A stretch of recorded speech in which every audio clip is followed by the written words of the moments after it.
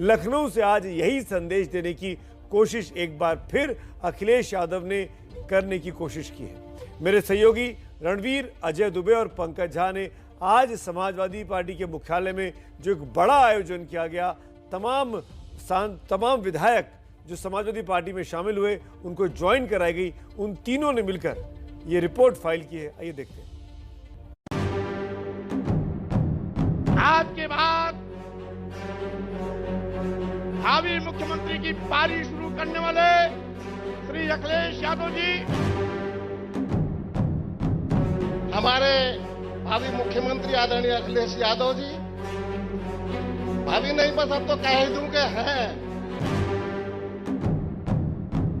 अब साइकिल का हैंडल भी ठीक है और दोनों पहिए भी ठीक हैं अब, और पैडल चलाने वाले देखो कितने हमारे नौजवान साथी दिखाई दे रहे हैं। जब समाजवादी और अंबेडकरवादी साथ आ गए तो कोई नहीं रोक सकता।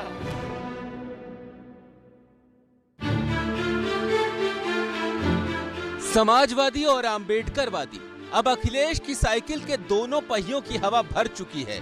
बीजेपी के बागियों के आने से सिर पर पगड़ी सज गई है। बस अब कोशिश ओबीसी वोटों के रास्ते लखनऊ की मंजिल तय करने की है। ये जो 80 और 20 की बात कर रहे हैं, 80% लोग तो समाजवादी पार्टी के साथ समर्थन में खड़े ही हो गए थे। उन समाजवादी पार्टी के साथ जो गठबंधन था उसके साथ खड़े ही हो गए थे। और जिन जिन लोगों ने आज मंच को देखा होगा, इस मैदान को देखा होगा और स्वामी प्रसाद मौर्य जी की बात सुनी होगी, 20% भी उनके खिलाफ हो गए होंगे। तो अब भारतीय जनता पार्टी का सफाया होना तय है। 10 मार्च का काउंटडाउन शुरू हो गया है। पाला बढ़ चुका है। एक तरफ 80-20 का बीजेपी फॉर्मूला है, यानी 80% हिंदू और 20% मुस्लिम, और दूसरी तरफ अखिलेश 85-15 के साथ हैं, यानी 85% पिछड़े और 15% अगले। जिस तरह वो चल देते हैं सरकार उन्हीं की बन जाती है। इसलिए जो 11 तारीख को जाना था जिन्हें, वो आज ही चले गए मौर्य जी के डर से। तय तो पहले से ही था, लेकिन 80-15 का ये गणित यूपी के कोने कोने तक पहुंचाने के लिए अखिलेश ने बीजेपी के बागी नेताओं का धूमधाम से स्वागत किया। बीजेपी सरकार में मंत्री रहे स्वामी प्रसाद मौर्य, धर्म सिंह सैनी और इसके अलावा कुल दूसरे बीजेपी के 6 विधायकों ने समाजवादी पार्टी की सदस्यता ली।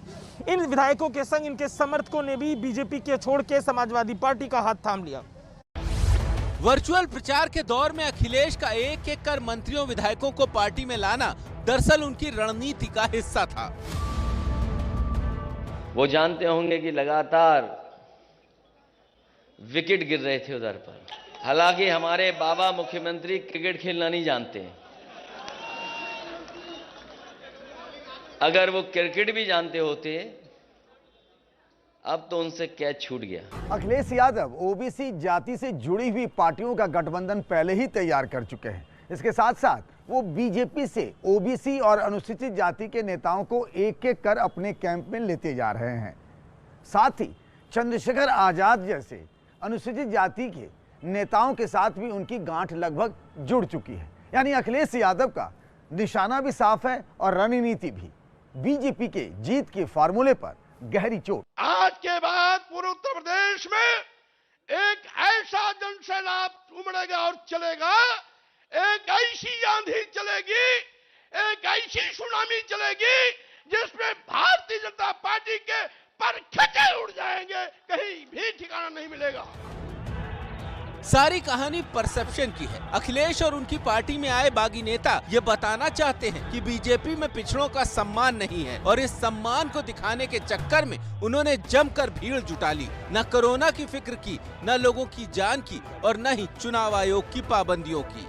हम लोग इलेक्शन कमीशन के जो जो नियम है उनका पालन करेंगे, जो जो गाइडलाइंस है उनका पालन करेंगे, लेकिन इस भारतीय जनता पार्टी का हम लोग मौके पर फिजिकल मुकाबला करेंगे। चुनाव आयोग की पाबंदी के बावजूद समाजवादी पार्टी के दफ्तर में सैकड़ों लोग जुटे। कार्यक्रम में चुनाव आयोग के प्रोटोकॉल का ध्यान भी नहीं रखा गया।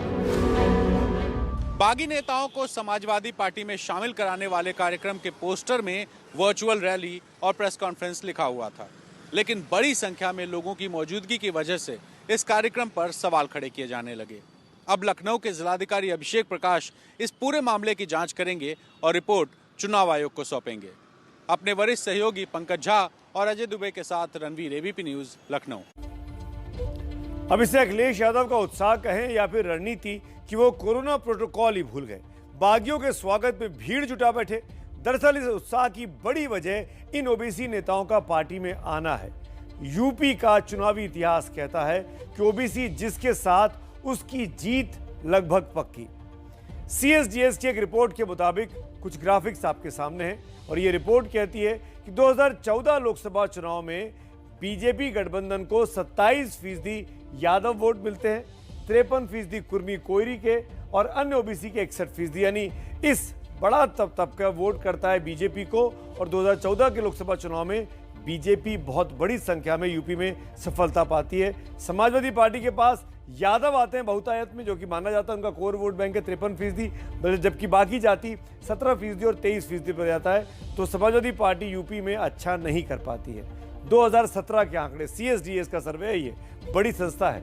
यादव वोट बीजेपी को वोट करते हैं 10% मात्र 2017 में और 66% वोट करते हैं समाजवादी पार्टी को। ध्यान से देखिएगा, पिछले विधानसभा की बात कर रहा हूं। कुर्मी कोयरी बीजेपी को वोट करते हैं 57% और समाजवादी पार्टी को वोट करते हैं महज 18%। और अन्य ओबीसी 61% बीजेपी को वोट करते हैं, सपा को वोट करते हैं 12%। ये जो तबका है ये सपा के हिस्से में कम हो जाता है, लेकिन सिर्फ यादव उनको मिलते हैं, जबकि बीजेपी के पास ये तबका बड़ी संख्या में जाता है। यानी बीजेपी यादवों को ना वोट पाने की ज़्यादा कोशिश करती है, लेकिन बगैर यादवों के जो पिछड़ी जातियाँ हैं उनको बीजेपी साधती है। और बीजेपी की 325 सीटें आई थी पिछली विधानसभा में। और ये 2019 का लोकसभा का परिणाम यहाँ भी देखिए, यादव वोट बीजेपी को वोट कम करता है, सपा को वोट ज़्यादा करता है 2360। कुर्मी कोयरी 80% बीजेपी को वोट करते हैं, 14% सपा को करते हैं और अन्य ओबीसी बीजेपी को 72% करते हैं, 18% करते हैं। यानी ये जो ओबीसी का वोट बैंक है ये जिसके खाते में जा रहा है, बीते 3 बड़े चुनाव 14, 17 और 19 ये दिखा रहे हैं, उससे बीजेपी को फायदा पहुंचा और जिसके पास ये नहीं गए उसका नुकसान हो गया। इस बार इन्हीं को अखिलेश ने साधा है।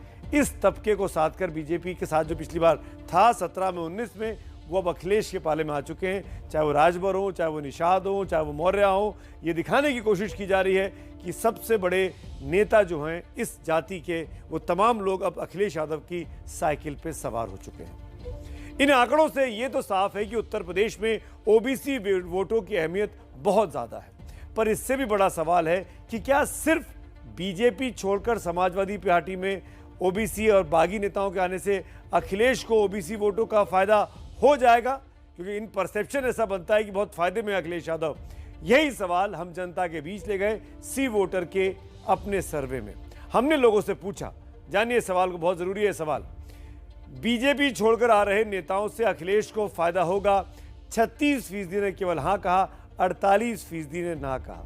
यानी जनता को ये लगता है, ज्यादातर को, कि जो लोग अखिलेश के खाते में जा रहे हैं वो समाजवादी पार्टी का भला नहीं कर पाएंगे। एक तरफ जनता की राय है तो दूसरी तरफ अखिलेश की रणनीति है, जिसमें उन्होंने नफा नुकसान का आकलन कर जाति की नई केमिस्ट्री तैयार की है।